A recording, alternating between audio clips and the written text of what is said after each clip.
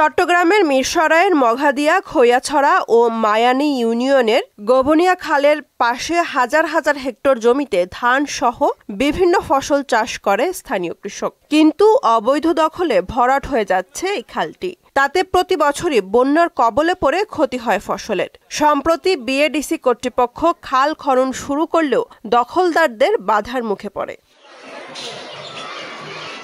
খালের উপর অবৈধ স্থাপনা উচ্ছেদ করে কৃষকদের বাঁচাতে প্রশাসনের হস্তক্ষেপ চান এলাকাবাসী, যেন দ্রুত পদক্ষেপ গ্রহণ করে।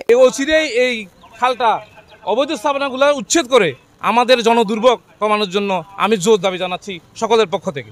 এই উচ্ছেদের যদি না করে, আমাদের বিগত কয়েক মাস আগে আপনারা দেখছেন বন্যায় কবলিত আমাদের বিভিন্ন জায়গায় ক্ষতিগ্রস্ত হয়েছে। অবৈধ দখলদাররা, অবৈধ স্থাপনাকারীরা খালকে দখল করে এমনভাবে রেখেছে, একটা ডেজার্ট ঢুকার পর্যন্ত কোথাও জায়গা নাই। ইতিমধ্যে প্রশাসনের পক্ষ থেকে দখলদারদের নোটিশ দেওয়া হয়েছে।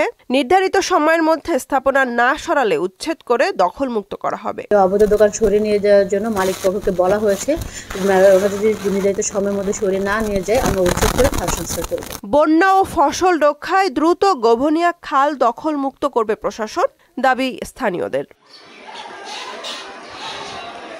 বুশরাত জাহান, মোহনা সংবাদ।